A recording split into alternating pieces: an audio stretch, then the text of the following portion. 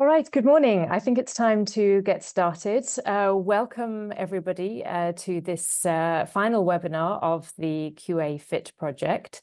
I'm happy to see so many people have joined us this morning, and I see that you're also already taking the opportunity to introduce yourselves and let us know where it is you're listening from, and as is tradition, how is the weather where you're listening. You can use the chat function for that, of course. My name is Anna Gover. I'm the director of EHEA. EHEA has been coordinating this project with many other project partners, most of whom you will hear from this morning. I'm delighted that so many of our partners are joining us today. I'm going to hand over very shortly to Blažej for the sort of general introduction of the project for those that may not already be familiar with it. But before I do so, I will just take a moment to give you the obligatory practical information. I'm sure many of you know exactly what I'm about to say. First of all, the webinar is being recorded. The recording will be available on the EHEA website shortly after, later in this week. Please do use the two communication options that are open to you. We have, first of all, the Q&A function, and please use this to pose questions directly to the speakers. We will do our best to pick up on some of them during the course of the webinar. And then we also have the chat function, which many of you are using already. You can use the chat for general comments and discussion. Please share your views on the issues being discussed, and use this forum to exchange with each other.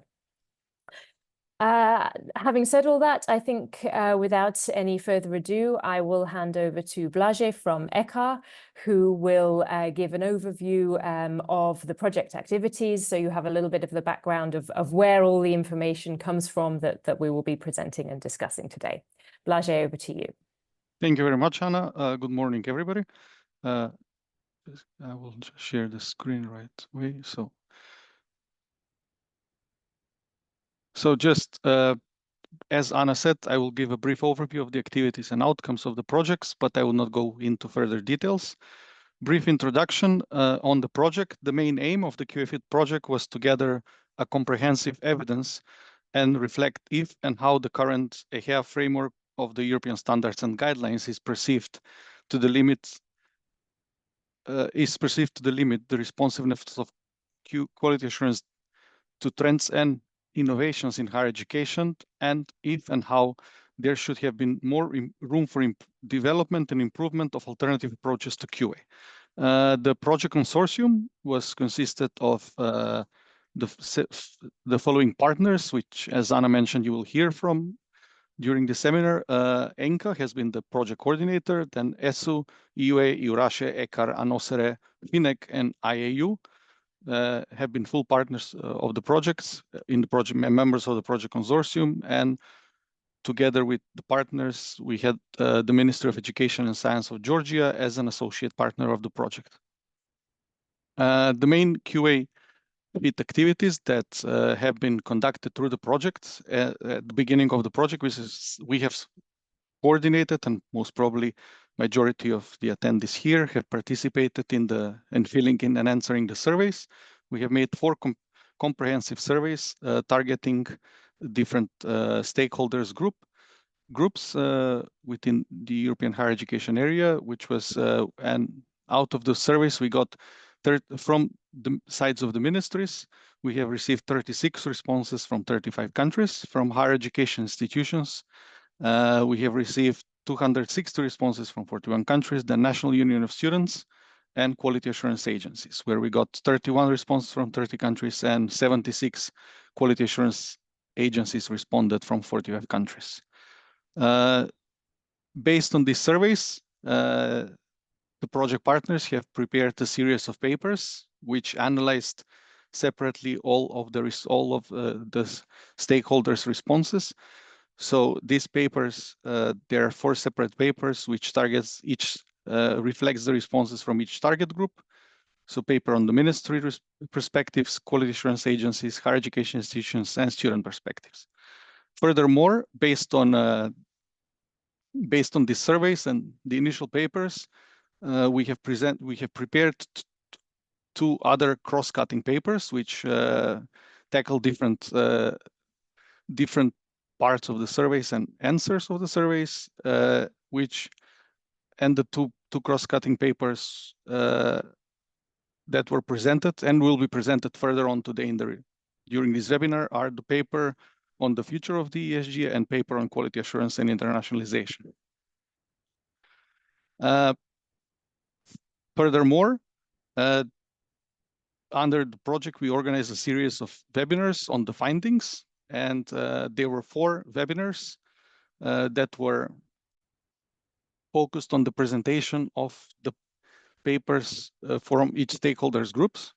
These webinars have been already conducted, and the recordings are available online, and they have been viewed already by more than 2,000 people. As another step of the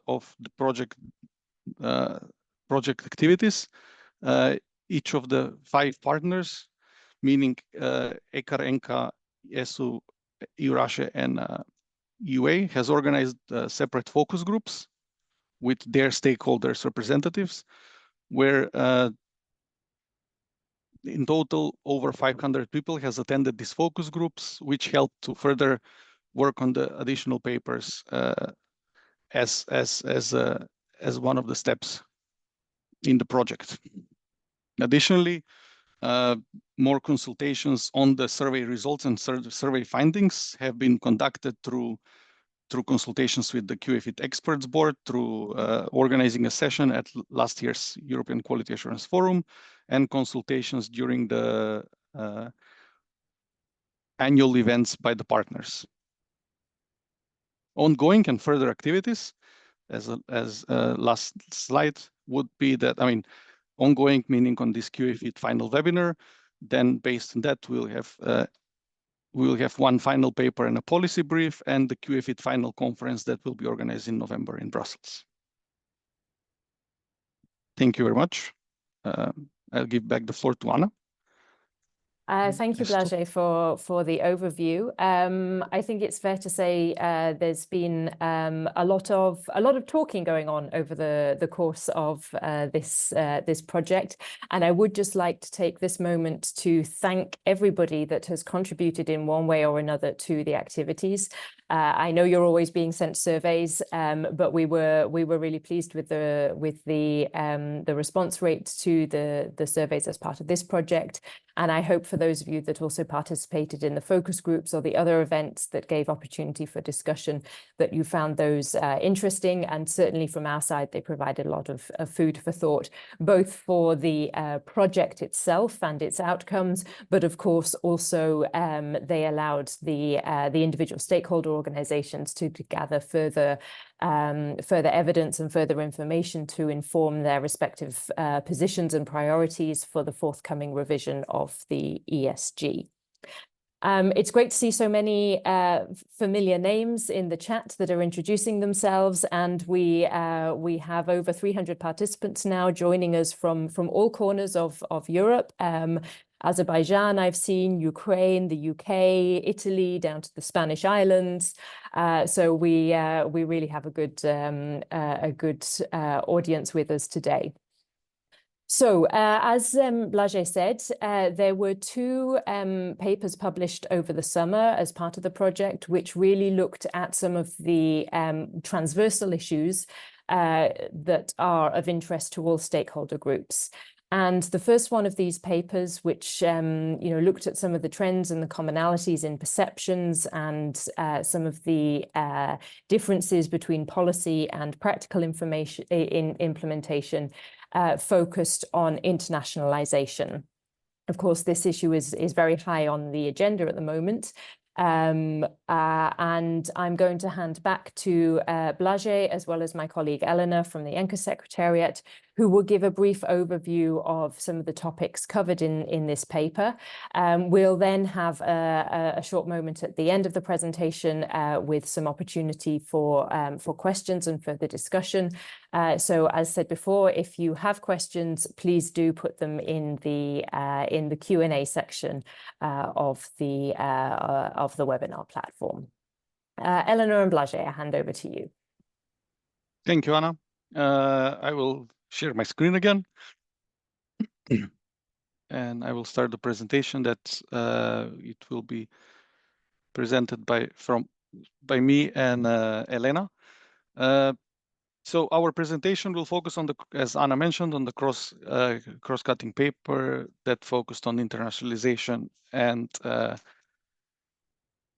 quality assurance in internationalization and the current state of play and perspectives for the future.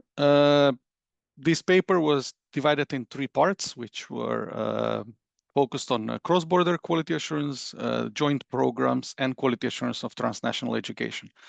So in the part of each section was divided in policy and practice part. So I will just, remain brief in presenting the part for the cross-border QA.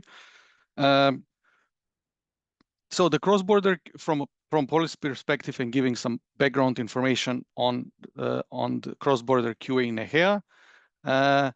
The objective for ECHA-registered quality assurance agencies to be acknowledged across the entire EHEA within the higher education institutions, and having the higher education institutions offering them the freedom to select any suitable registered agency was already set out in the London Ministerial Communique. Furthermore, in the Bucharest Ministerial Communique from 2012, emphasis were placed on the aim to promote cross-border QA recognition of ECHA-registered agencies' external QA activities, with the main objective in enhancing the recognition of degrees and qualifications and avoiding of duplication, particularly for external QA of joint programs.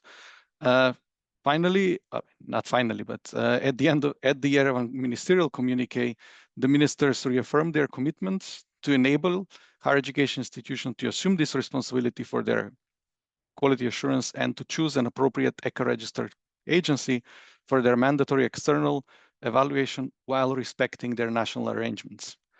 To date, 64% of EHEA higher education systems have enacted legislative provisions to permit their higher education institutions to be accredited, evaluated, or audited by an ECHA-registered agency. What means this would mean in practice, based on the findings presented in the paper, we have noticed that in recent years, cross-border has gained traction as a tool to support higher education institutions' internationalization effort.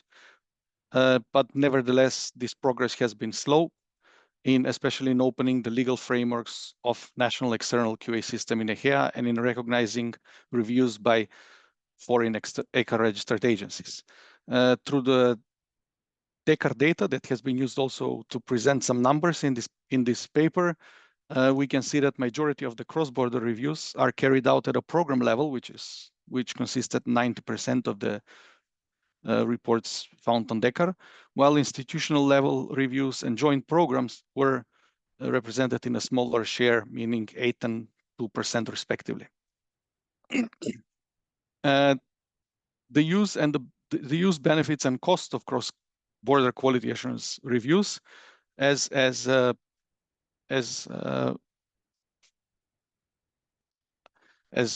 noticed through the surveys and through the focus groups organized, may vary from country to country, and they depend heavily on whether the review by a foreign quality assurance agency is done in place to replace the usual conducted by a national agency, therefore carrying the regulatory consequences, or whether it's an additional voluntary process that is organized for purely enhancement matters by higher education institutions.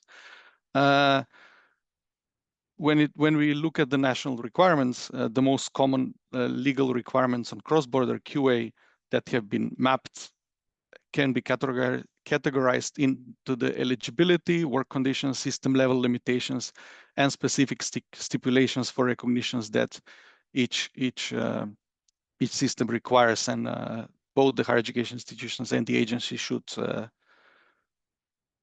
abide for. From the results in the QA Fit survey from the ministry, we have found out that even where cross-border quality assurance is recognized, it is not necessarily a practice that is facilitated or encouraged. Furthermore, through the survey, in the QA Fit survey for quality assurance agencies, 16% of the agencies reported their legal framework does not allow them to conduct any cross-border QA, which highlights an issue not only with countries' openness to accept QA, but also allowing their national or regional agency to operate outside the national context. Going further to joint programs and giving some brief history about it, the European approach to quality assurance of joint programs, generally referred to as the European approach, as we know, aims to tackle the issue of diverse national criteria and varying accreditation process in the European higher education area that cause specific challenges for joint programs. The European approach consists of two main components: a set of agreed standards and established procedures. The standards closely align with part 1 of the ESG and incorporate agreed upon EHEA tools, particularly the qualifications framework of EHEA and the European credit transfer system, and the underlying premise is to implement the European approach directly without the need of additional inclusion on any national criteria for these programs. The agreed procedures, as agreed, can be utilized by a suitable ECHA-registered agency whenever at least one consortium partner requires external program accreditation. So far, based on the findings, 11 out of 55 ECHA-registered quality assurance agency, and this is the data for the record from when this paper was published. We know that these numbers have slightly changed in the past several months or past half a year. So 11 out of 55 ECHA-registered agencies have employed the European approach procedure and offer it as part of their regular activities. In practice, while no systematic account is available regarding the overall number of joint programs across the EHEA, about 60% of the higher education institutions that responded to the survey for universities have answered that their institution offers such programs. From the ministry responses, also corroborated with ECHA's data knowledge base, it shows that only 20 out of 49 EHEA member countries have fully embraced the European approach for all higher education institutions, and it's open. Furthermore, through DECAR data, we have found that higher education institutions most frequently utilize the European approach in countries where the legal frameworks enables the adoption of the approach, and there is bigger skepticism in other countries, or simply, this is not allowed by the national requirements. Now I will give the floor to Elena. Thank you, Blaže. And further on in our paper, we looked at the quality assurance of transnational education. And from the policy perspective, we noted that at the Bologna Process Ministerial Conference in Rome in 2020, the EHEA members agreed to apply same quality assurance to standards to TNE as to all the other education that is provided domestically. So that means that using the ESG is the tool that should be at the basis.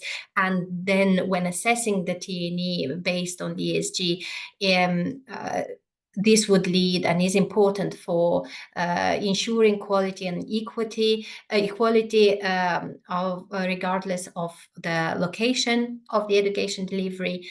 It legitimizes the educational services provided by cross-border providers, validating the qualifications awarded, and most importantly, protects students' interests. On a global level, there are the UNESCO OECD guidelines for for quality provision in cross-border higher education, but these are not legally binding, and a recent study showed that the awareness about these is quite limited. Among the main benefits of transnational education are for receiving countries to allow students to gain knowledge, skills, and qualifications without the need or the burden, be it social or financial, to leave the home country, and also thus helping to avoid the brain drain. For exporting countries, it may serve to support internationalization policies, but also other different national educational objectives. For higher education institutions, it may promote their international reputation and reach, as well as, of course, being a source of revenue. There are, however, a number of challenges related to quality assurance of transnational education, and these largely relate to the existing broad definition and lack of data about the volume and location of transnational education. There is also an increasing and high diversity of types and forms of TNE, which leads then to difficulties of defining one suitable procedure when it comes to external quality assurance. We also see that there is lack of clear and consistent regulation related to quality assurance of TNE, but not only. And according to the QA Fit survey to ministries, 44% of higher education systems lack provision in their legal framework, ensuring that external quality assurance covers TNE provision. In some cases, this is because the country does not have higher education institutions abroad, which is fair enough. We know that a lot of systems don't have that. Or in some other cases, the transnational education provision may be addressed through the regular institutional review by the quality assurance agency in their higher education system, and not through a separate process for the TNE delivery. There is also limited information regarding how quality assurance of transnational education is carried out in practice, and we see that 42% of agencies that answered the quality assurance, the QA Fit survey cover TNE, and 24% of them use different evaluation criteria than for the home provision. So we can note that national capacity for quality assurance and accreditation often falls kind of short when it comes to overseeing TNE, because the existing national quality assurance systems focus mainly on domestic delivery and on the institutions that are based in the country, and less so on transnational education. We also looked at the quality assurance of universities alliances. Blaži, if you may please change the slide.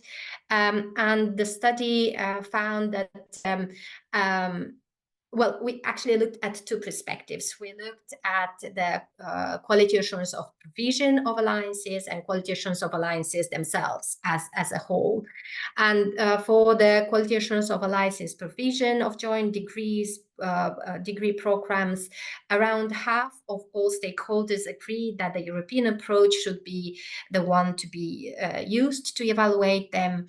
And concerning the quality assurance of universities alliances as education providers, there is agreement that universities alliances should develop sound internal quality assurance systems. So the principle that institutions are bear the main responsibility for quality assurance is relevant for university alliances as well.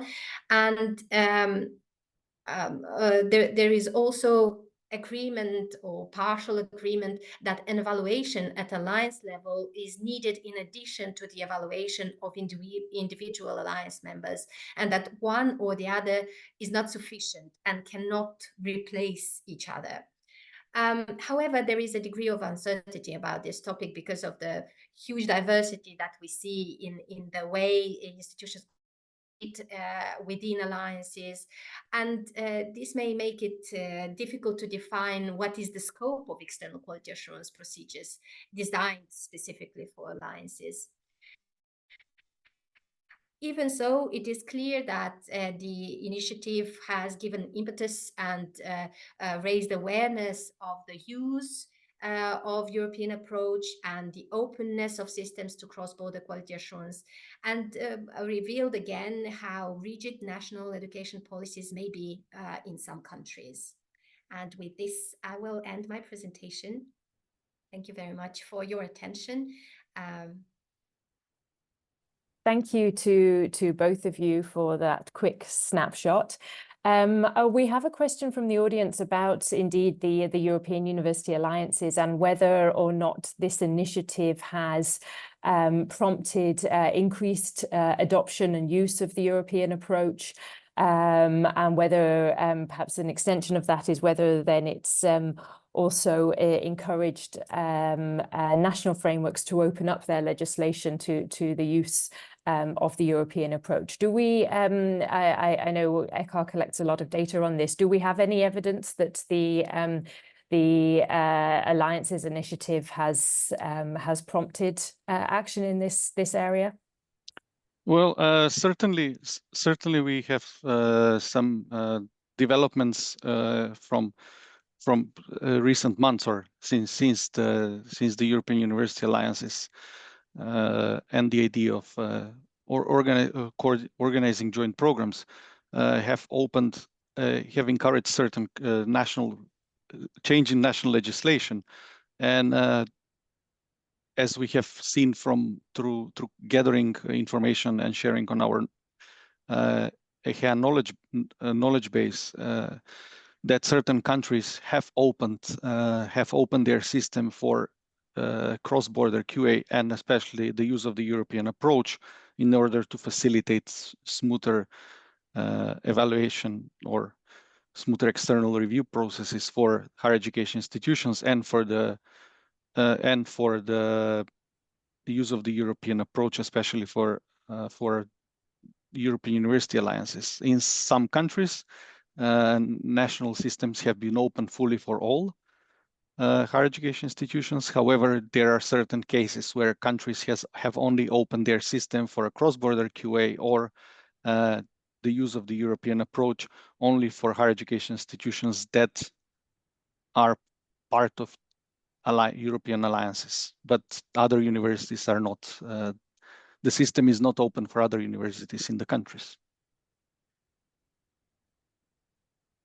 Indeed, and I think there may be some debate as to whether that's a good approach, in the sense that it's perhaps the first step in opening up the system for all institutions to use the European approach, or whether it's a somewhat discriminatively and restrictive approach by only allowing it for a certain subset of institutions. Very quickly, we talk a lot about the legislative frameworks being barriers to internationalization for higher education institutions and for quality assurance agencies. Do we have any sense of why ministries are unwilling or reluctant to change their legislation and to open up the legislative frameworks to allow more cross-border higher education and indeed quality assurance? I guess I will take the question first, but Elena, if you want to add on something, please feel free. Well, there is no certain specific data or certain findings why higher education countries don't open, or they open with certain limits and restrictions on the European or the use of cross-border and QA and the use of the European approach in their systems. Certain countries are, from what we know, is that they further develop and they look into it. We do know for several countries that have contacted EHEA in the past months or earlier this year for consultations to change their legal frameworks. Of course, we also know that it does take time for systems and legal frameworks to be changed in countries. And I guess as we do have minister representatives, and we have a minister representative in the next panel that maybe could answer furthermore the questions, but we do know that several countries are already looking or working into opening their systems. But of course, this takes time from writing legislation, sending it to the parliament, adopting it, and then fully implementing it.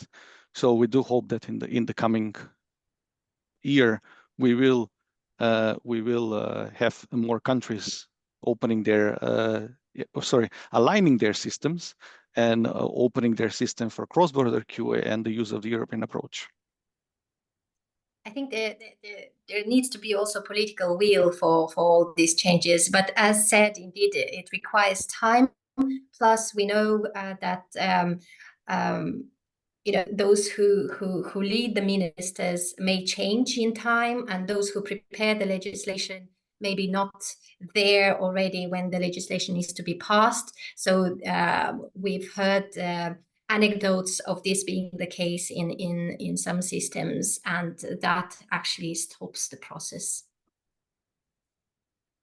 Thank you both. Looking at some of the other questions, I think there are a few that we may pick up later on, either in the panel discussion. I've seen questions also related to the Council recommendation on quality assurance from the European Union. We will cover that briefly towards the end of the webinar. And for those that are asking about the links to the papers, you can see these in the chat. And if you want to look for them afterwards, also, if you go to the ENCA website to our project pages and click on the QA Fit project, there you will find links to all the material that's been developed as part of this project.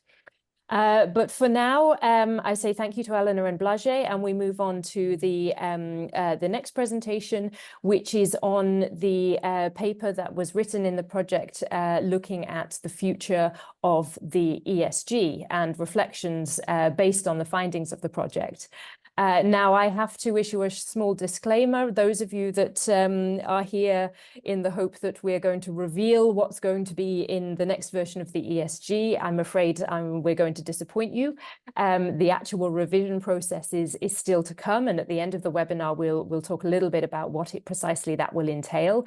But this paper looked at the different perspectives from stakeholders and drew out some commonalities and some key issues to be addressed going forward. So I would like to invite Cecilia from the European University Association and Jakub from EURASIA to join us, and they will give a brief overview of some of the issues addressed in this paper on the ESG. Cecilia and Jakub, the floor is yours.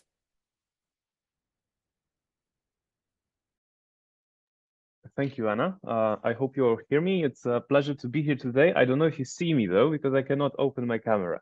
I mean, because of the Zoom. So if there is an admin leading the meeting, I would be happy to also speak to you over face. Yep, exactly. So good morning, everyone. Exactly, it's a pleasure.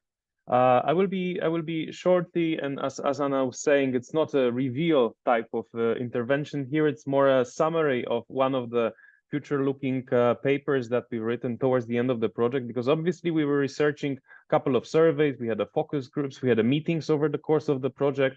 Therefore, we were able to gather different points of views. And indeed, it's very complex to say where the future lies, simply because of different priorities coming from various stakeholders.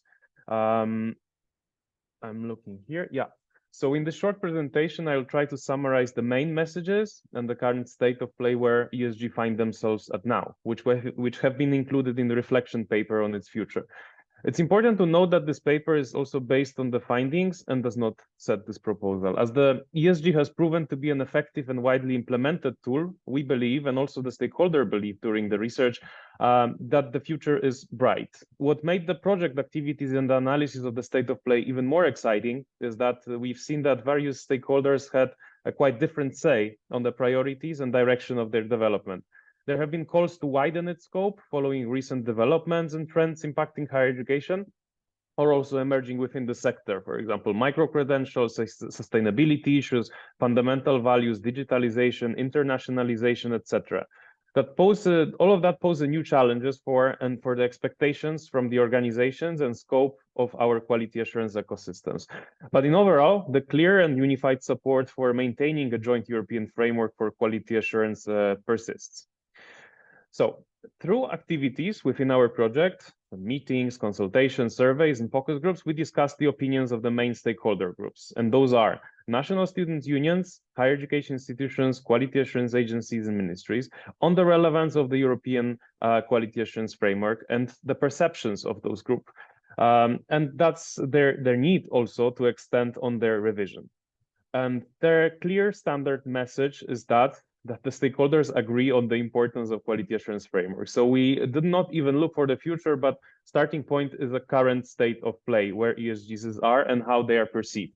And they are very big valued because they are providing shared understanding and the international, so to say, quality assurance language that is setting the comparable and compliant basis for cooperation between the institutions and as a standard setting tool for regulators.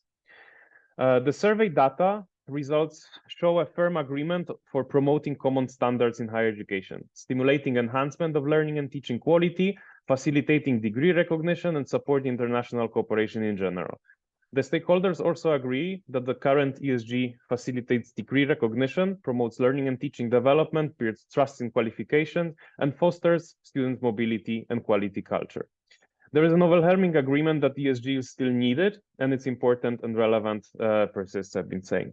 Although looking into the future, it has also been seen numerous times that the extension of a scope has been proposed at multiple events, webinars, informal discussions within the QA and FIT project consortium and other related initiatives. So the debate about the future continues, and we'll probably speak later on how this might be going on. Project findings also explored stakeholders' opinion on the structure of the ESG, specifically the separation between standards and guidelines. There is a general agreement that guidelines are a valuable element of the ESG, with most stakeholders disagreeing that the ESG should focus on standards only and do not include guidelines at all. Furthermore, of the 50% of the respondents in each stakeholder group agreed or somewhat agreed that the ESG should provide even more guidance, especially when it comes to different types of the institution, different needs, and accommodating different missions of the institutions in higher education in Europe. Students actually were most in favor of more compliance requirements, which is possibly linked with the perception of the ESG as a tool for regulation and guarantee of educational quality. Higher education institutions, on the contrary, were generally against because they're usually connected with the fact that might be connected with the fact and the explanation were coming that they do not work directly with the ESGs, but rather with their national criteria. So expanding and compliance with the ESGs is not so close to the institutional reality on the national level. The main view from the ministry side was that the ESG would need mostly only minor revisions, at least in the guidelines field. So the stakeholders groups express different needs and priorities regarding the extension of the scope. Here you can see two general statements about who is who in favor of expansion and who is not. However, things get complicated when we really dive into specific topics, which may differ from the general notion that you see on the slide. The majority of student respondents thought that the scope of the current ESG is too limited and should be significantly widened to cover areas such as fundamental values and the social dimension of higher education.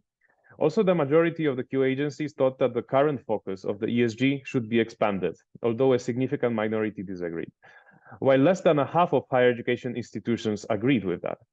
1 in 4 ministry respondents found the scope too limited, while 70% disagree with this statement. So, as I said, there is different relevancy for areas of expansion expressed by various groups in topics such as fundamental values and social dimension on higher education, institutional management and autonomy. That's where higher education institutions does not see the ESG that should interfere with the institutional management and autonomy. On the contrary, students see the value in protection, for example, of the institutional autonomy by the quality assurance standards in this regards. Digitalization, lifelong learning, and research was the topics of consideration by the different stakeholders, and the link between ESG and labor market relevance was also seen as a favorable direction, at least for the institutions in general. Of course, there is hundreds of responses and depends on the mission of different institutions it has been, but the trend was seen in that case. So that's from my side in here. When it comes to some of those areas, and especially fundamental values and social dimension, my colleague Cecilia will expand on those topics right now. Thank you very much, Jakub. I hope you can hear me properly, although I see you can't see me because my camera is not working right now. Okay, should be fine now. Thank you, Jakub. And yes, when talking about the revision of the ESG, there are some topics that have recurred more often than others in recent years. And these are especially the social dimension of higher education and fundamental values. Can you change the slides, please? Thank you. So the current edition of the ESG already includes references to social dimension. For example, the guidelines recommend policies for quality assurance that avoid any kind of discrimination and respect student diversity, particularly under the concept of student-centered learning. And there are also guidelines recommending adequate learning resources and student support, including resources adapted to students with disabilities or mature students. The topic is of particular interest to students who generally wish that higher education devoted more attention to the social dimension, because they feel that the current frameworks only partially address this aspect. But other stakeholders agree that social dimension is already part of quality assurance procedures to a large or to some extent in the majority of the member states of the Bologna process, even in those contexts where the national framework does not prescribe it. The QA Fit surveys show that there is a high degree of integration of social dimension topics in quality assurance procedures, with the majority of indicators present in around 2/3 of the systems. For example, the most common indicators are increasing completion rates, access for students with disabilities, psychological counseling and well-being, and anti-discrimination policies, while the least common indicators are training on equity and inclusion for both students and staff. When we look at the opinion of stakeholders toward expanding the social dimension policies in a revision of the ESG, the results of our surveys show that, as expected, students are those most keen on the inclusion of the social dimension in the revision of the ESG. In general, though, at least 2/3 of all stakeholders support the idea of expanding the scope of the ESG to cover social dimension, while the highest degree of opposition comes from QA agencies. But in any case, when we consider expanding the scope of the ESG to cover more aspects of the social dimension, it would be necessary to discuss what parts of such a broad policy area could and should be included in the ESG. And it's important to prioritize those aspects that should be those that bring the most added value to the process and can be monitored through quality assurance. Next slide, please. The situation is not so different for fundamental values. Now, a lot of work has been done to define the fundamental values and explore ways to monitor the extent to which higher education systems respect them, for example, through the Bologna follow-up group. The current ESG already mentioned many aspects of the fundamental values in the guidelines, but not in the standards, as you know. In the QA Fit surveys, QA agencies responded that fundamental values are already covered to a large extent through their own external QA activities, especially aspects such as student and staff participation in governance and institutional autonomy. As for the social dimension, students' perception is less positive, and students report that values are not as extensively addressed as QA agencies argue. QA Fit surveys also showed that, in general, all stakeholders would like to see fundamental values addressed by quality assurance. But QA agencies and higher education institutions are less convinced than students and ministries. QA agencies also noted that many issues related to fundamental values were already handled through the national legal framework, and they were not considered within the scope of QA agencies to assess. Moreover, other observations from QA agencies emphasize the challenges of evaluating fundamental values through external quality assurance. And such challenges include the difficulty of translating values into measurable criteria, the need to focus on what a higher education institution can control, variations in the types of agencies and their roles, and finally, the distinction between evaluating fundamental values and safeguarding or upholding them. Next slide, please. So in conclusion, it is important to consider the implications of incorporating additional topics into the ESG standards and guidelines. While doing so could reduce the flexibility of the ESG and discourage innovation or experimentation, it could also establish common standards on key issues, which are viewed as essential for enhancing transparency and building trust. And in this context, the issues of how extensively the social dimension and fundamental values are addressed is part of a larger conversation about the role of the ESG, whether the ESG are viewed as a set of minimum criteria for quality assurance or as a broader standard. In any case, the data collected through the QA-FIT project indicate that in most cases, the social dimension and fundamental values are somehow already incorporated into national level quality assurance procedures in many states. Thank you. Thank you very much to both of you for that snapshot. I know how difficult it is to condense all the findings into just 10 minutes. Perhaps we can start off with one question related to some of Jakob's opening comments, which is really about the importance of the ESG that stakeholders attach to it, and that it is generally considered to be a success story of the European higher education area. And I wonder if either of you have any reflections on why the ESG are successful and so widely used and implemented. I can go with it, with maybe even personal reflection, but also going through the different stages of involvement in quality assurance, starting as a couple of years ago as a student evaluator. It's basically because of the language and because of the common framework that applies to the different levels and translates the main message and the underlining, I would say, fundamentals why it's all important. Because I think we would have been lost in the ambitions of having a European higher education area connected to such an extent and even growing into that in the current trends if we wouldn't have this common language. Because we might here have a very high-flying kind of talks in where the future of the whole system for the whole continent goes, in the millions of impacted people, students, thousands of institutions, and so on. But if you're just stepping in or we are a staff member working in the institution, and we are just participating in the local institutional evaluation processes, and we are trying to onboard people and get them excited, we will not be able to achieve that with some sort of a clear message and the framework facilitating this. So for me, the common framework and the language is the most important when it comes to the success story of this, just because we go anywhere when we have something to refer to.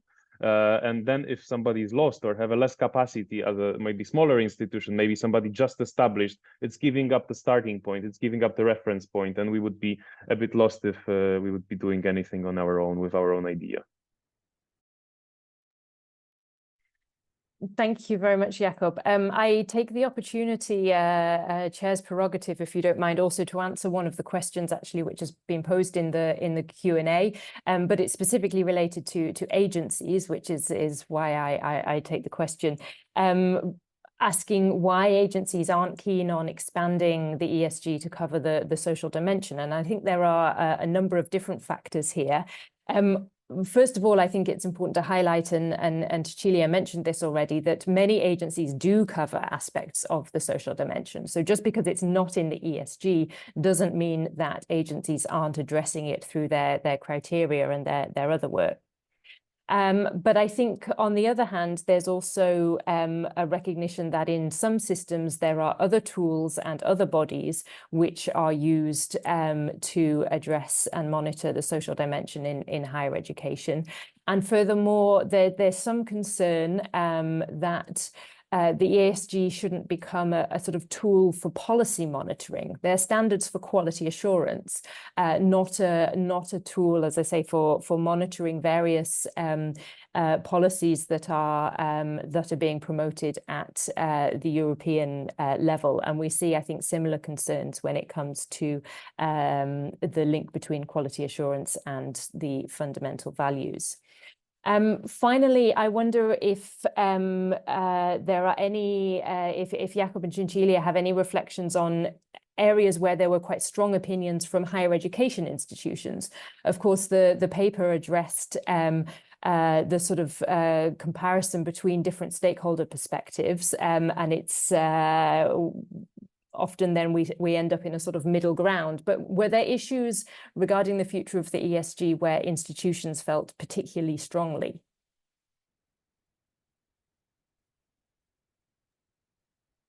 I think I can start replying, and then Jakob can jump in if he wants. I think in general, higher education institutions, as we have seen through the survey, but also through our focus groups, do not wish to have too much interference into their activities. And for example, when it comes to institutional autonomy, they feel quite strongly against having too much prescribed by the ESG in this respect. So the general idea is that institutions would welcome more guidance as long as it leaves them the freedom to actually implement different policies. And sometimes I think in some respects, such as, for example, when we talk about the third mission, there is a bit of anxiety that if more was put in the ESG in this respect, this could limit their initiative, because we also have to remember that higher education institutions operate at different levels and in very different contexts, and what is for example, the third mission for one institution could be very different from what someone else is doing. So I think this is the general concern. Okay, thank you very much. I'm looking at my schedule and I see that according to the program, we're due a short screen break now. So we give you, I think now 8 or 9 minutes to grab some water or a coffee. And we will be back at 11 o'clock Brussels time. I won't translate that for everybody's time zones, but 11 o'clock Brussels time, where my colleague Eleanor will take over moderating a panel discussion. Thank you.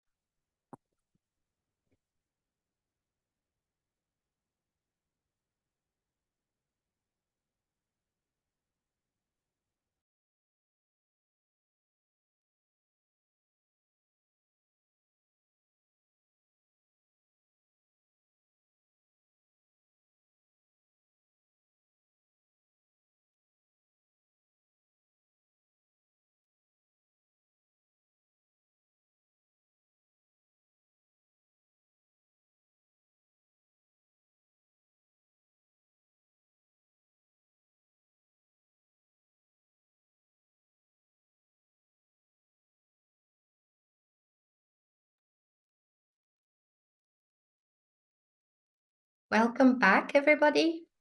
It's 11 o'clock, so I hope you managed to take some beverages and stretch a bit in this short break.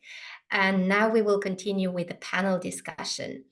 So we gathered quite a wealth of information about the views and position of different stakeholder groups. And you've heard in the presentations we had in the first part of this webinar about some of the perspectives. And there are, however, as we see, a number of open questions that are still interesting to explore and to discuss. So this is what we will do in the next 45 minutes during this panel discussion. And we have representatives from different stakeholder groups. So I encourage you to still put your questions in the Q&A tab and continue the discussion in the chat. And I'll do my best to pick some of your questions from the Q&A. And now I would like to gladly invite the speakers from of our panel on the screen, and that is Lewis Purser, who is the Director for Learning, Teaching and Academic Affairs at the Irish Universities Association. That's Helka Luodelahti, the Head of Unit at Finnish Education Evaluation Centre. And then we have Daciana Pop, the Vice President for International Relations at the National Alliance of Student Organization in Romania. And last but not least, Jernej Širok, representing the Ministry of Education, Science and Innovation of Slovenia. So I will start with an opening question addressed to all our panelists, and that is, how and why are the ESG important for you, for your own organization, but also for your members, if this is applicable? And I will address this question first, maybe to Lewis, so to see the perspectives of universities. Thanks, Elena. So I'm coming from an Irish perspective, but I suspect this is similar to many European countries. We've had a considerable change in the Irish higher education landscape since over the last 15, 17 years, since the ESG first came into being in 2005. There's been a huge consolidation on the higher education institution side, particularly in the last 5 years in the technological sector. We've created a whole new series of technological universities out of smaller institutes of technology that existed before. But also on the agency side, in 2005, I think there were 4 distinct QA agencies in the country. There's now 1, the huge consolidation there. And on the government side, we had various government ministries which had responsibility for different aspects of higher education, research, innovation, science. They've now all been consolidated into 1 government ministry as well. So why is ESG relevant for this? It has provided, I think, a common denominator during this period for the Irish higher education system to guide it in its consolidation. We came from, or the various elements that I've referred to previously came from quite different backgrounds. They had different legislative bases, they had different customs and traditions, different academic cultures, and the ESG has been very helpful there, while at the same time making sure that this new consolidated Irish higher education system is very much aligned with European good practice. I'd say the second important reason for Irish universities, why the ESG are important, is that they provide the basis for our European cooperation. We've always had good exchanges in terms of Erasmus and staff exchanges and joint activities with other European universities. But the intensification of these over the last 10 years in particular has been enabled by this common denominator, this common language in terms of quality assurance, which has enabled recognition, the quality of student mobility, the development of significantly greater number of academic collaborations, including joint programs, not just through the cross-border QA arrangements, which are quite recent, but even previously, the ESG allowed and provided the basis for, I suppose, a common language across our different institutions from different cultures. Thank you very much, Lewis. That pretty much covers quite many important aspects, and I think that the common language is very important for everybody, so that we all understand what we mean by saying some or mean some terms or changes in the systems. And Jernej, in your view, what do you think And why do you think DSG are important? Thank you, Elena, and greetings to all the participants. I hope you're all fine. I too can only speak from the perspective of the Slovenian Ministry, of course. And my first thought will be very basic, and that is we think that the ESG are this important framework, this important set of principled standards that make sure and enable that the quality assurance systems from different countries are comparable and of equal quality, more or less, so that we can be sure in Slovenia that the quality assurance systems, let's say in Portugal, are also good as they are in our country, and by extension, that the education that people get in Portugal is somewhat equally comparable to that in our country. And this then means that people who come to our country don't have particular problems with recognition or with entering the labor market and vice versa. So it is quite important for us that these standards remain and that they more or less remain as such, and that they focus on teaching and learning especially. And apart from this, I can also share like a really practical importance of the ESG. For instance, when we are revising the national legislation and we come to the topic of quality or quality assurance, you can imagine that different stakeholders quickly get ideas how to optimize quality, and soon someone would suggest, okay, let's do away with follow-up procedures. They are a burden to us. They're administrative burden, and then one can resort to the ESG and say, look, we cannot just cut everything. There is a certain framework we have to adhere to. So they often come in handy also in such practical terms. Thank you very much, Yannick. And this confirms also the discussions we had with agencies that also said that ESG are a very powerful tool when it comes to actually deciding on national criteria and also kind of proving that there is a strong framework that has to be taken in account. And this leads me to ask Helga, what is her view and the FINEC agency perspective on this? Thank you, Elena, and hello for everyone from Finland. Nice to be here.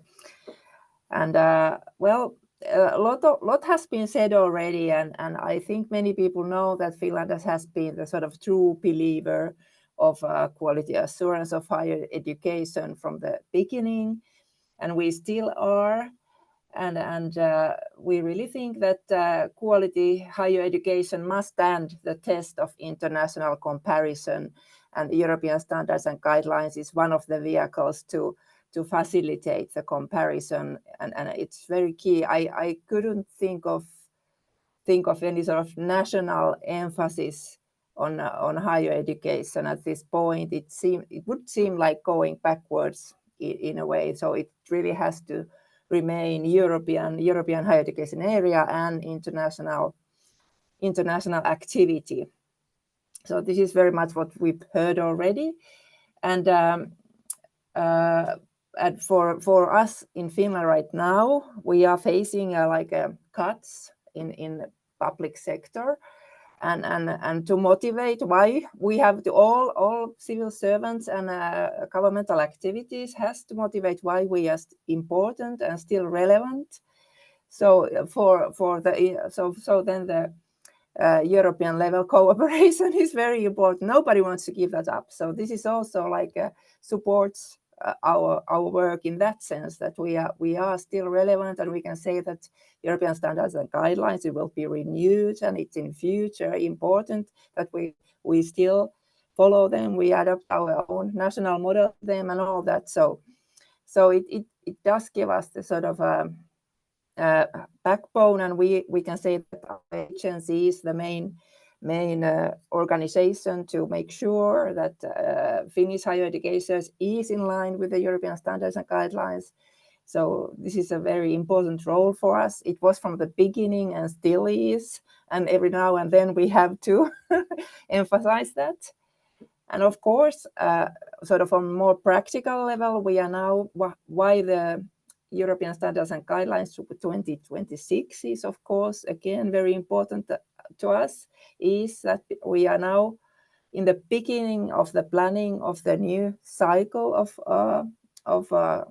audits or quality assurance processes. So it's so important to keep our eyes open. What is the European development? What we can agree about, and what we have to cover for sure. And then the rest is, of course, there can be also a national interest that we will, as we have done before, we will have some other issues also in our national model. But yeah, so it hasn't lost its relevance at all. On the contrary. That I'm happy to hear that, and with hopes that, of course, the revised version will then serve also as a backbone, as you say, Helka. And I want now to give the floor to Daciana, representing Students' Voice, and mainly the Romanian students. And of course, all we do is for students' interests. So Daciana, what's your view on this? Thank you so much, Elena, and greetings to the audience and the other panelists. It was very interesting to listen to all the perspectives that were given before. For us, as we work for advocating for students' rights and interests, the ESGs actually serve as this powerful tool, I would say, in our advocacy efforts, because we have this widely accepted and recognized European framework that we can use to push for what we believe are the necessary reforms in higher education in Romania. So I think that would be the main role of the ESGs in our view, how we use it as a tool in our advocacy and policymaking efforts. Another thing from the ESGs that's very important for us is the focus on accountability and transparency in quality assurance processes coming from institutional level of the higher education institutions. It's something we strongly believe in, and it's something that we refer to in our work, like I was saying before, in policymaking. But another thing that the ESGs deliver for us in our work representing Romanian students is helping us advocate for a system or a higher education system that aligns with the European and the global standards. This is something that we say very often, that we want a European standard level education, and it's very important to have this framework that creates an example for Romanian higher education institutions and for the whole education system that we are trying to change for the better. Thank you very much, Daciana. And it's interesting to hear from you these messages, because we've learned already from various studies that ESG have been one of the most successful tools of the EHEA, and it is giving and creating a basis for internationalization, for mobility, for recognition, and this all has been confirmed by you. I would like now to then address a question, maybe first to Jerne, and it is about how the ESG are incorporated into your national legislation, and do you see any tensions between adding national level criteria in your quality assurance framework and promoting international cooperation that we have been discussing about? And you know that in the previous presentations and discussions, there were these questions about systems being reluctant or rigid when it comes to allowing the implementation and use of European approach and cross-border QA. So if you could also reflect on that, would be nice. Thank you. Okay. Before I start, yes, one could talk about reluctance. I could also call it prudence, something like that. I'll walk you through it, and then you think for yourself. First, about the integration of the ESG into the legislation. There are numerous articles in the Higher Education Act of Slovenia where the ESG are specifically mentioned. One, for instance, is the expectation that the higher education institutions should follow the ESG when designing new study programs. This is just one such example. Of course, our national QA agency is bound by the ESG, so it is not only ENCO and ECAR that require compliance with the ESG, it is also our Higher Education Act that requires compliance with the ESG when it comes to the national criteria and to the procedures and to the tasks that our agency conducts. Also, the agency council is expected to follow these, the ESG and other international standards. So this is just to see how this is really concretely integrated into the law. But of course, then you have all these side aspects like the integration of the European approach into the Higher Education Act or the transnational higher education and so forth. Now, as regards the tensions, there are numerous examples. I think they are not severe, but to illustrate, one such case was the discussion when we were revising the Higher Education Act, and this was just recent. This was this year. We were discussing how to open up our QA system to foreign QA agencies. And all the stakeholders agreed that foreign agencies should be allowed access to our higher education and to evaluate here, so that they don't just produce reports for the purpose of enhancement, but for some more assurance-related purposes as well. And all agreed that it is okay for foreign QA agencies to conduct external evaluations, but there were reservations as to according to which rules. And in the end, we decided that if foreign agencies do evaluate in Slovenia, they are to do so according to our national rules. Okay, so this may be a certain drawback for foreign agencies. And furthermore, we reserved the right for the national QA agency to adopt final decisions in the QA, in the accreditation procedures. So as you can imagine, we are not yet fully there. There is some reservation, but in the end, it was important stakeholder groups who wanted this, for instance, students. Then another example was the discussion on how to integrate university alliances into the legal framework. And there too, we were somewhat reluctant because the policies at the EU level have not yet been fully negotiated.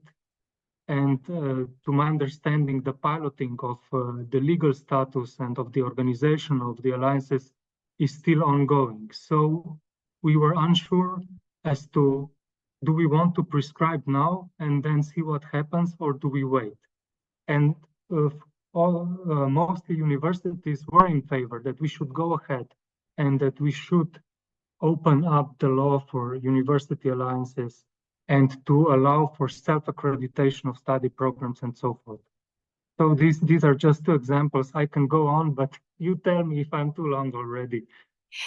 Thank you very much, Jenny. These are very informative examples of discussions that are held at national level.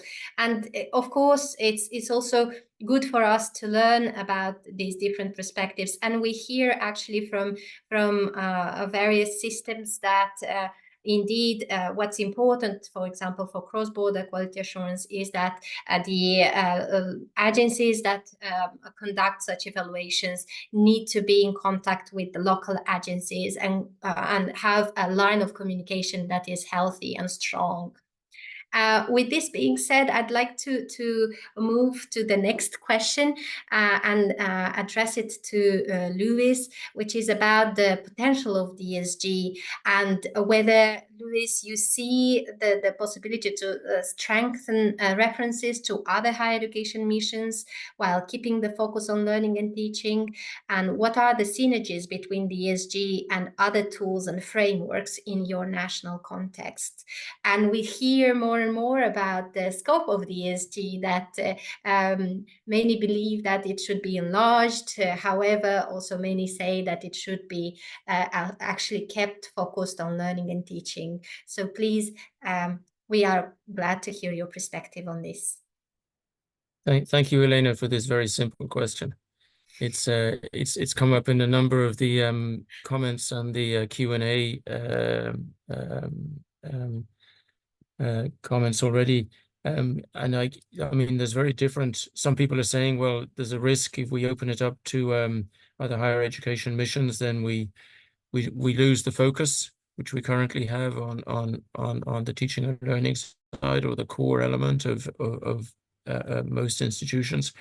And then obviously the risk is, if we don't open it up, then institutions are subject to many different reviews, or there's a risk that they're subject to many different reviews, and it all becomes very labor intensive and review fatigue and overlapping and inefficient.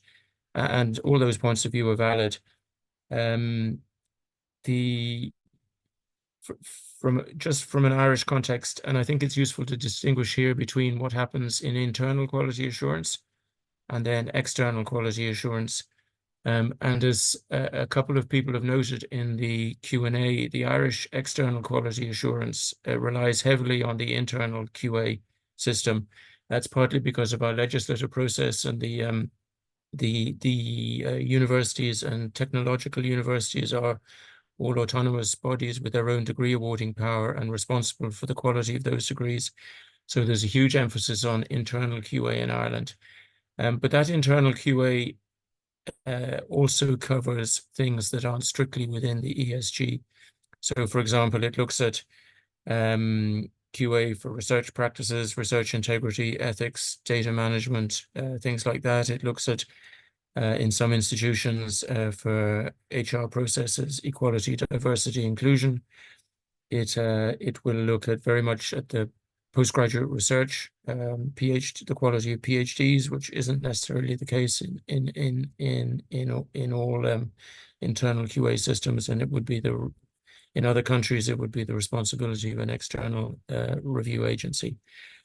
But then, if we look at the external QA, and we've one consolidated national QA agency in Ireland, as I referenced before, QQI, Quality Qualifications and Quality Ireland. We also have a number of other national agencies, particularly on the research funding side, and there's been some consolidation there just in the last few weeks, actually. Since the 1st of September, we have a new consolidated research funding agency, which replaces a number of previous agencies. But I think there's scope there for greater, given that the universities themselves have to cover certain aspects of the research mission in their internal quality assurance. I think there's scope for greater collaboration and at least communication between the national agencies at the external QA level. Currently, very little of the research mission is covered by the main national QA agency, and the external evaluations conducted by the main research funding agency have very little reference to ESG, if any, and they're based on entirely different values and methods and metrics. And I think there's scope for much, at least better communication, and maybe over time some consolidation of that and some streamlining. There's a very concrete example I could give, which I think would be relevant in many European countries. We're all working heavily to strengthen and develop the new European University Initiative and the University Alliances. And indeed, in Ireland, all of the public higher education institutions except one are now partners in European University Alliances. And we're very proud of this, and it's a very big step forward in terms of, I suppose, consolidating our European engagement and making more European opportunities available for students, staff, and institutions, particularly coming from a small country with limited resources and limited expertise in certain areas. But these new European University Alliances are very ambitious. They're going to operate across all the missions, not just teaching and learning. They're very ambitious in the research area. They're jointly applying for a lot of research funding through European and other funding agencies. They're obviously trying to work out how they can do certain things which are very much currently based on national regulations like joint recruitment, also all the joint international activity, and yet our national QA systems don't really facilitate any of this in their current format. And while the Irish universities themselves have a lot of autonomy to do things in these spaces, that's not always the case with our partners in other European countries because of different traditions, different academic cultures, different histories, different legislative frameworks. So I think there is scope to expand and strengthen references to other higher education missions, but I wouldn't be in favor, and I think that's a general conclusion coming out of the QA Fit project. I don't think ESG version 2.0 or version 3.0 should automatically become the fix-it tool for everything regarding quality assurance in higher education. I think that would be a big mistake, but we do need to work more closely with the right tools, which will look at some of the other missions. Indeed, Lewis, thank you very much for highlighting that. And I think, as you said, what we've learned in the course of this project is that agencies cover a lot that goes beyond the ESG. And as Sophie also noted in the Q&A, HIEs already suffer of a kind of QA fatigue because of very comprehensive evaluations. And it's challenging to think of adding more and more to already quite a detailed evaluation procedure. Staying on the topic of various purposes and topics addressed by the ESG, Daciana, I would like to ask your perspective on the fact that we've seen that the data shows that stakeholders agree that the existing purposes and topics of the ESG are valid and relevant. However, which purposes and topics do you consider most important from the student perspective? And is there anything missing from the current ESG, or is there anything that requires more attention in your perspective from the national context? Thank you so much, Elena. It is a very good question indeed. Well, I believe that the first thing that comes to my mind when I think about important topics and purposes regarding the ESGs and the European higher education framework in general is the concept of student-centered learning, which I don't think I need to go into further detail why we believe as student representatives that it's important. Another one that I also mentioned in my previous intervention, and we value very much in Anosera, is the transparency and accountability, like I said, of public information of higher education institutions. It's very important for students to be able to access information coming from their universities or coming from any stakeholder related to the higher education system. And we believe it's a very important topic that should get even more focused on. Another one is obviously student involvement in external quality evaluation.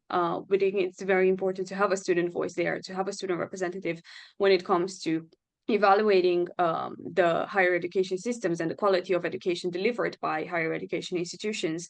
And another one that I think is very important is the quality culture itself, creating a quality culture at the level of every institution. So all the students of every single institution of higher education gets to benefit from it. When it comes to areas that we believe should be more focused on, I was saying before about the external quality assurance. We believe that maybe the system of involving students in internal quality assurance should be a little bit more worked on.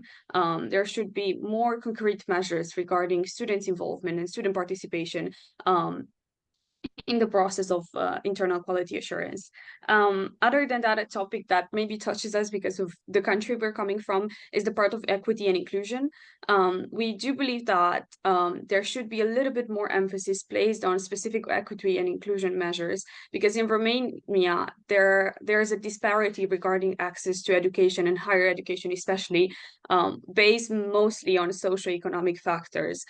So this is something that would be important from our point of view. Another thing is the digital and flexible learning approaches, because there is this huge digitalization process in education in general, but in higher education.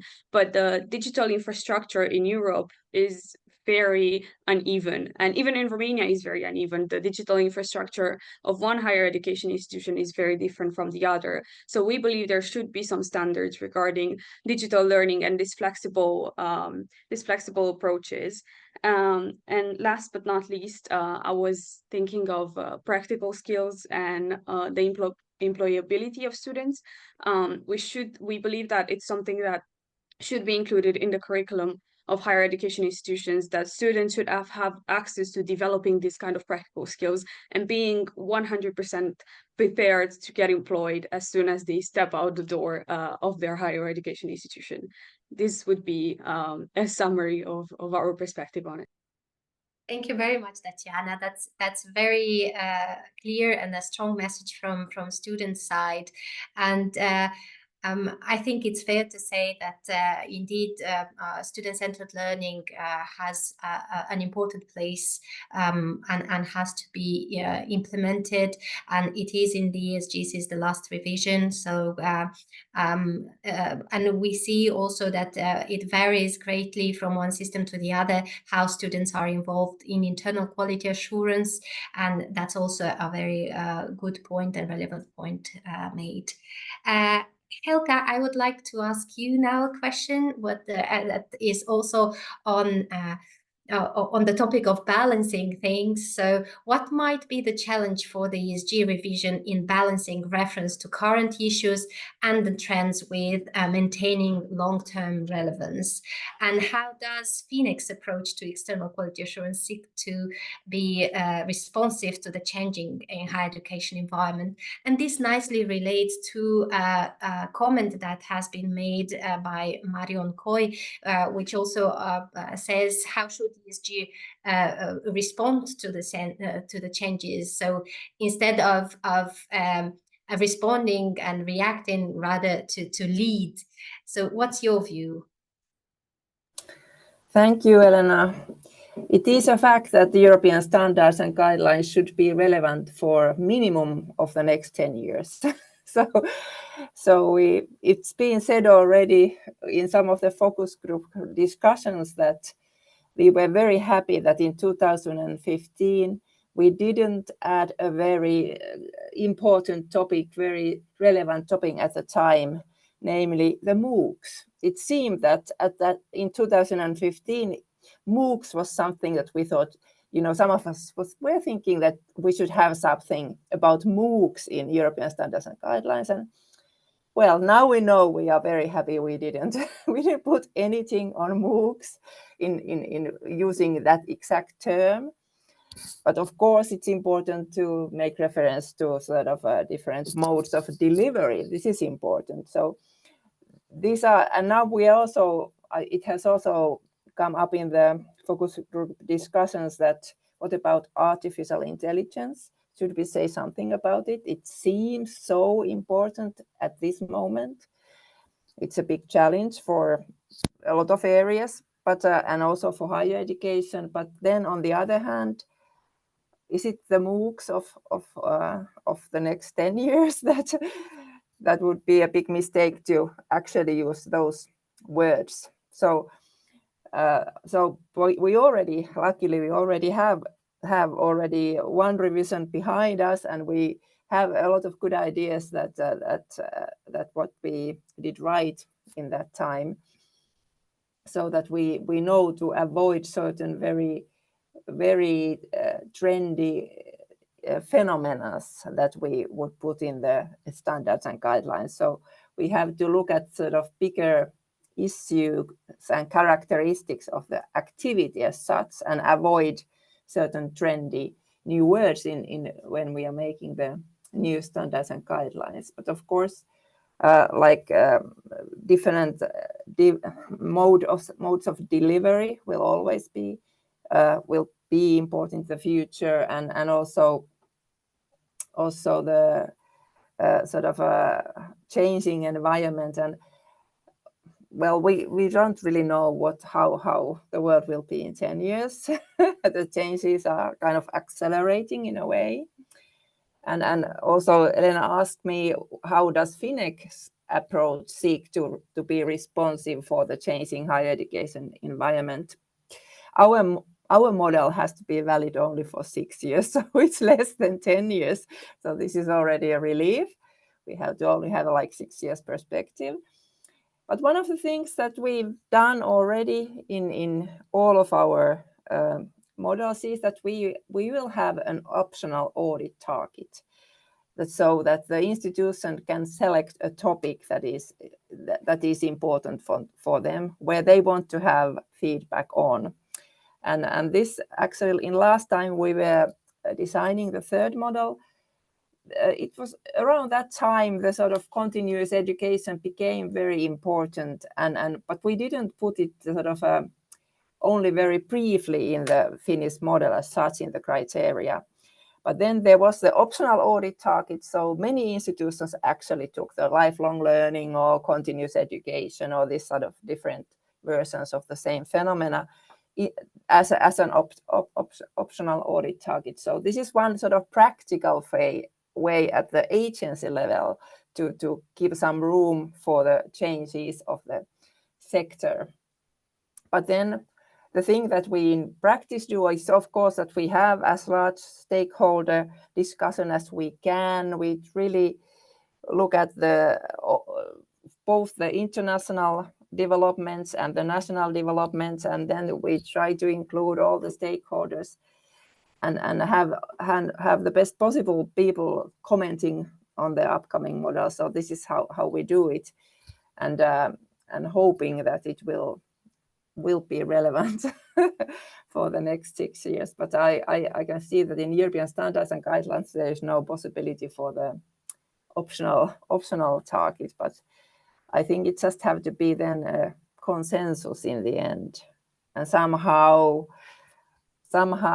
try to talk about the phenomena and not just about certain keywords that seems very trendy at this moment. Thank you, Helga. And indeed, and you touched upon the topic of changes that agencies make after a round of evaluation ends, or a cycle of evaluation ends. And we've found out in the course of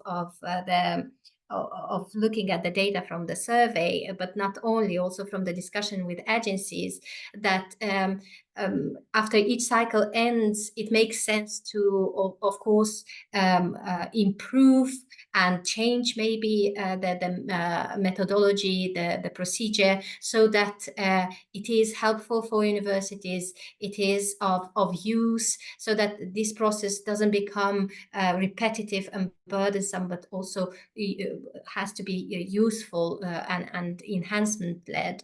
And we see that it's quite difficult to make these changes, as you just now described, so to make sure that the changes made are indeed for use of universities.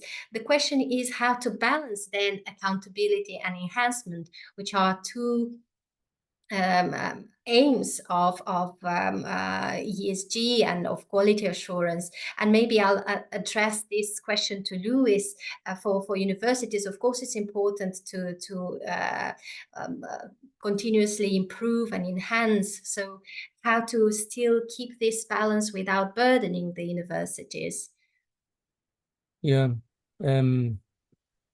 We've all mentioned that, I mean, different national systems are different, and that there's different political and social drivers at different moments in time, and people are trying to think forward what's coming down the tracks. I think at European level, we need to keep it simple. I think we need to really focus on what are the absolutely essential common denominators that underpin all our systems.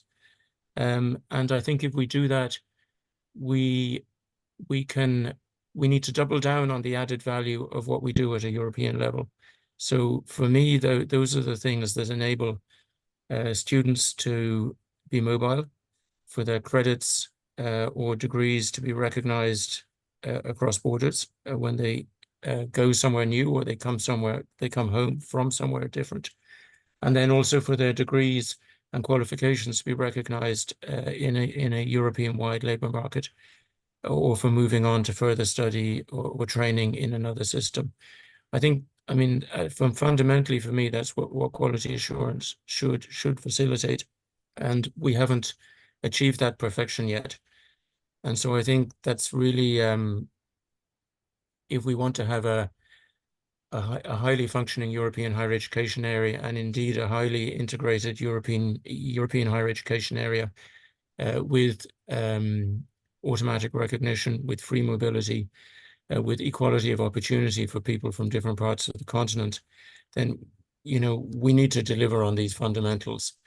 And if that means really concentrating in the next version of the ESG on making these fundamentals work properly, I'd be happy with that.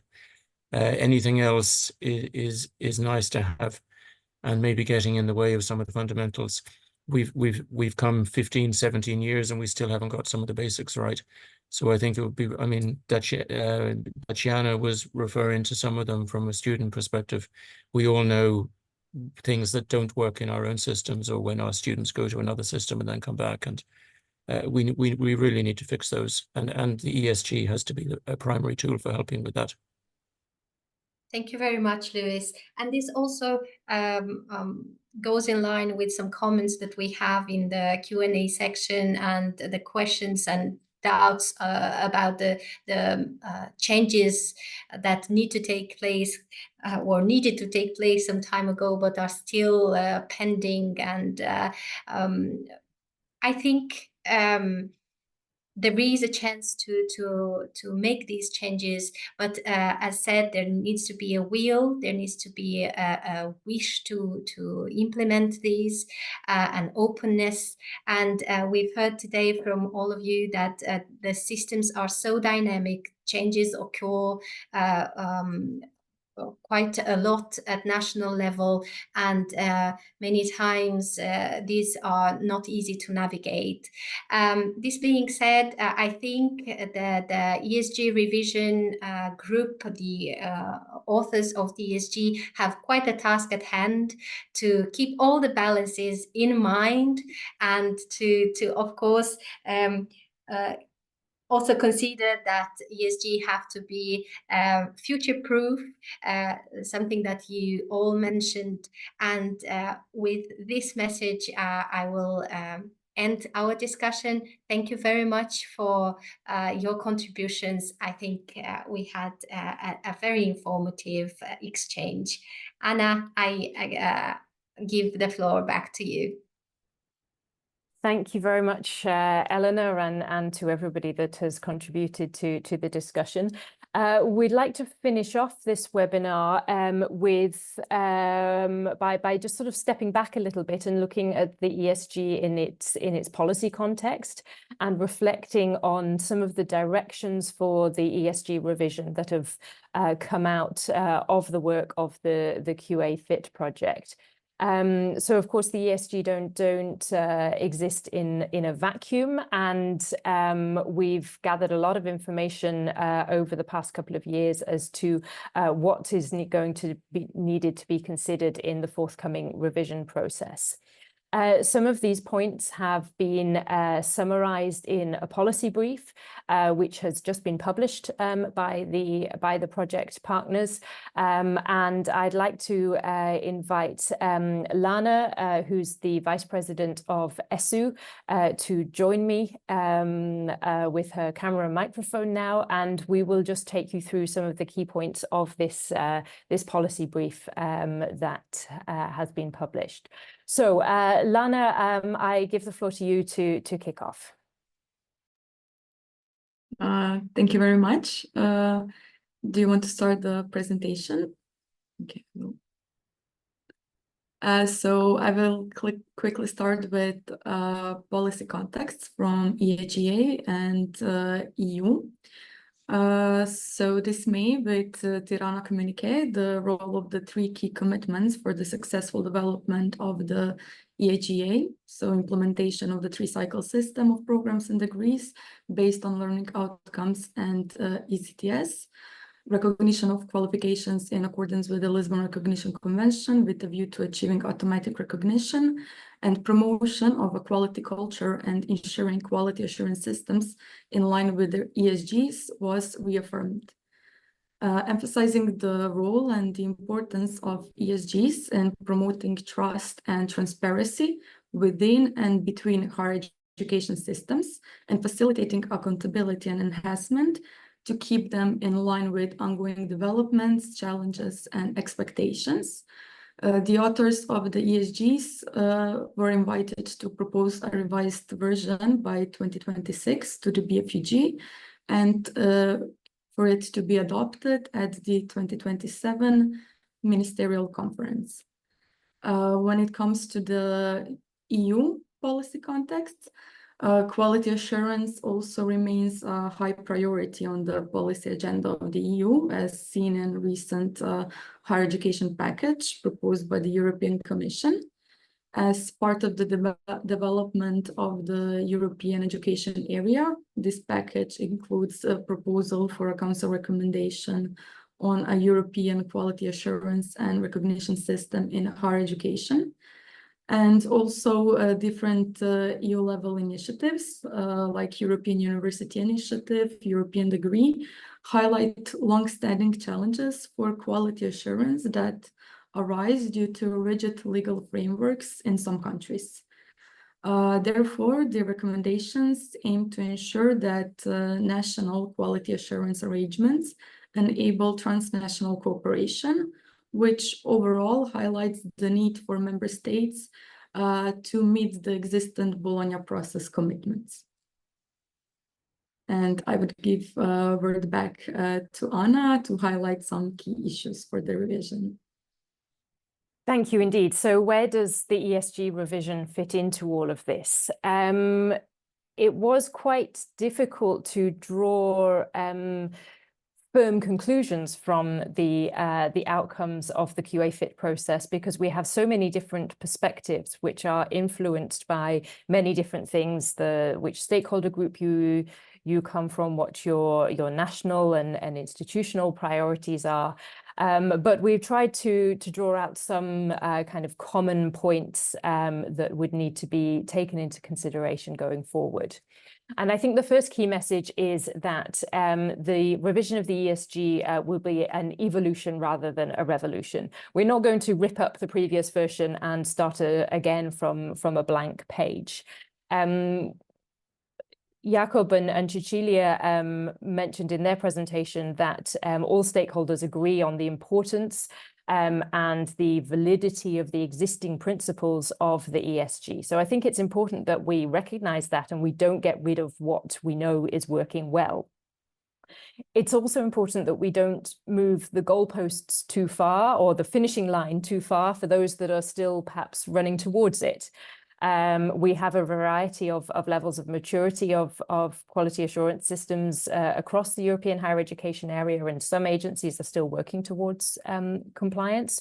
So we need to also ensure that we don't change the goals too far for those that are still working towards it.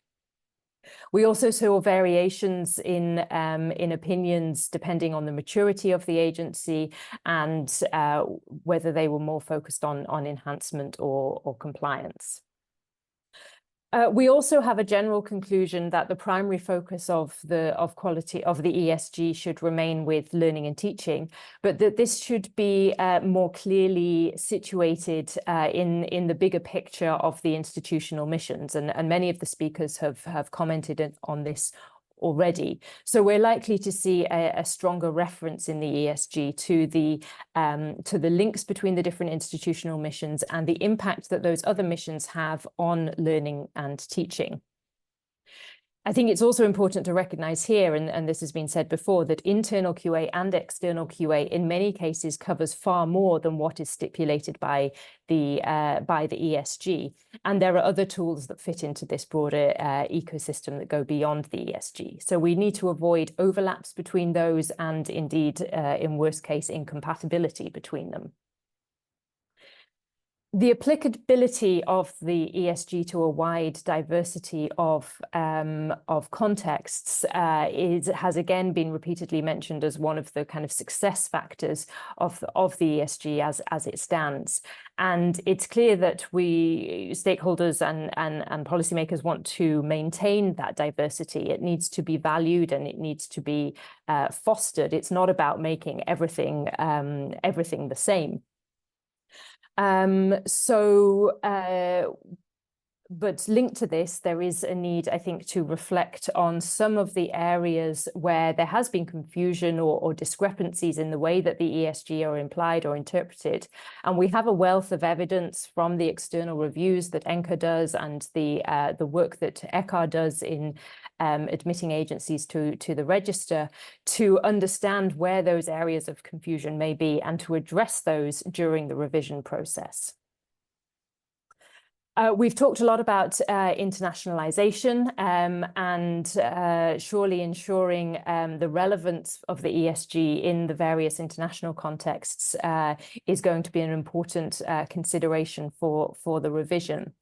It is mentioned, but it's mentioned in the introduction to the ESG, and sometimes that's the bit that gets forgotten. And there were some comments also in the Q&A in the chat that there is potential to make the applicability of the ESG to a broad range of international contexts a bit more concrete, but also to refer to the Bologna process commitments in this regard, which do call for opening up of legislative frameworks for cross-border quality assurance, but with respect for national decision-making processes. So here, I think we may need to reflect not so much on the standards themselves, but on the use of the ESG as a tool and a framework. That all sounds a lot like we want to say not much needs to change, but indeed things do need to change. The different stakeholder groups and their representative organizations have their own views of this, of course, and they will take those forward into the discussions in the revision process. But I think some of the things that we will need to see come into part one of the ESG with regards to internal quality assurance is a better reflection of the current digitalization landscape, diversity of the learners and teaching and academic staff, and flexible learning pathways. And in part two, which applies to external quality assurance, I think there are going to be discussions about the extent of flexibility in quality assurance methodologies, while also maintaining a sufficient level of accountability. And perhaps we will be having some discussions here about the extent to which risk-based approaches can be used, which are already in use in some countries, but might feature more prominently going forward. Also, as agencies are looking for ways to address issues of evaluation fatigue, which has come up repeatedly in the chat and the questions, and also ensuring an added value for institutions that go through repeated cycles of external quality assurance. So ensuring that each cycle still has something new to offer them.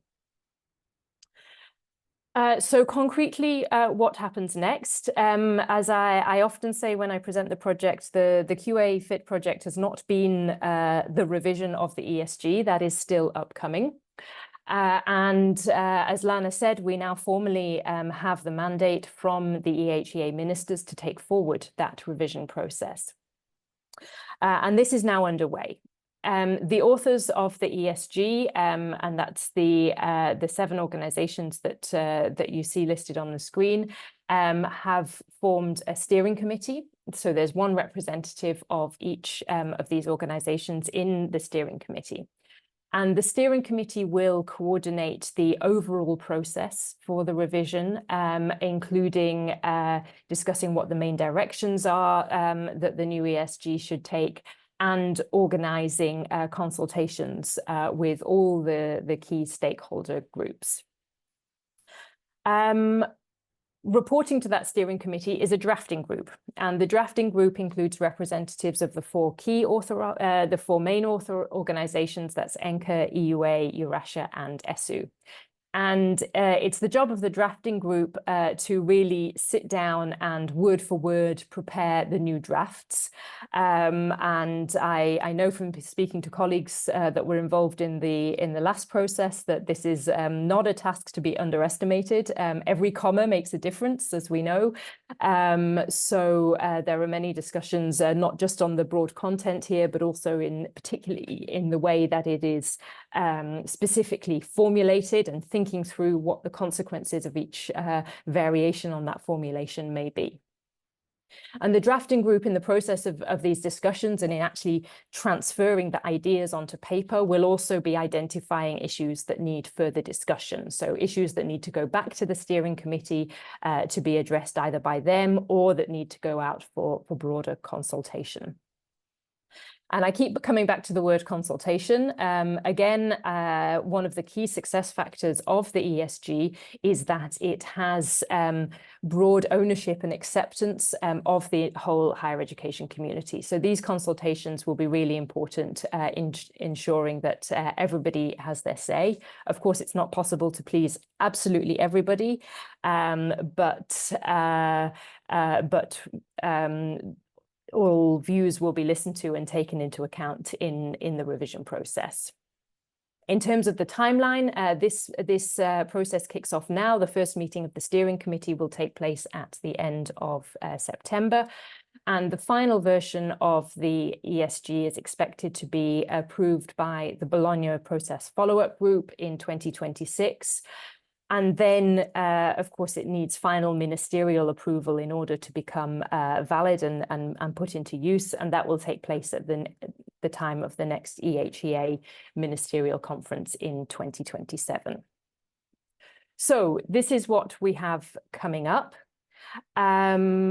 I think we are, yes, indeed, we are almost at the end of the webinar. I hope that this has been interesting and informative for everybody that's been listening. We've had an extremely wide-ranging discussion with many different points to be covered. And if you want to delve into any of these in more detail, then I do encourage you to go and have a look at the papers that have been published and the policy brief. We have one further publication that's due to come out in the next couple of months, and that will elaborate on some of the points that I just mentioned that will be important for the revision process, and dive into those in a little bit more depth. So I think all that remains for me to say is thank you. That is, thank you to all the partners of the project that have worked very hard to make this a reality. Thank you to all the speakers of this webinar for sharing your views and contributing to the discussion. Thank you to all the participants, of course. I'm sorry that we haven't been able to address all of the questions that you've put to us, but again, I do encourage you to have a look at the publication, which cover many of the issues that were brought up. And finally, thank you to all the colleagues in the background for making sure that the webinar runs smoothly. The discussion will for sure continue. We have a lot of work ahead of us, and I look forward to continuing that with all of you in one form or another.